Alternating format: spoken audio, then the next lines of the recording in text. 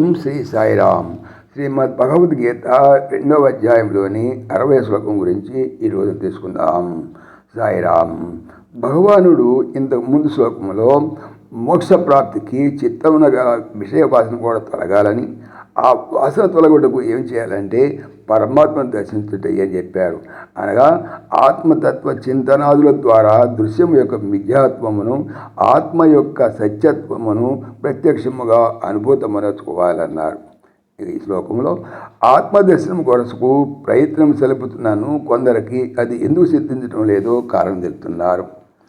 యతతో happy Kaunteya పురుషస్య విపశ్చితః ఇంద్రియాణి ప్రమాదీని హరంతి ప్రసభం మనః.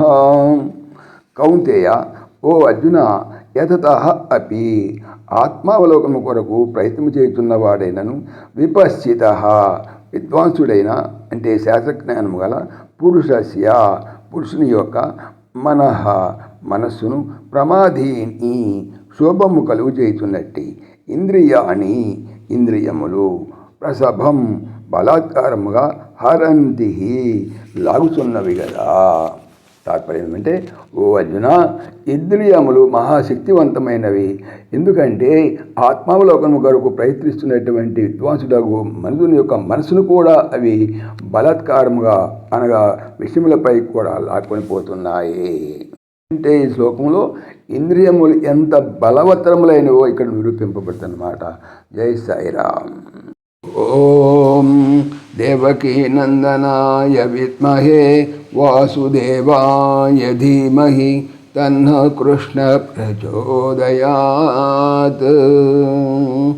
ఓం సర్వం శ్రీకృష్ణార్పణమస్తు.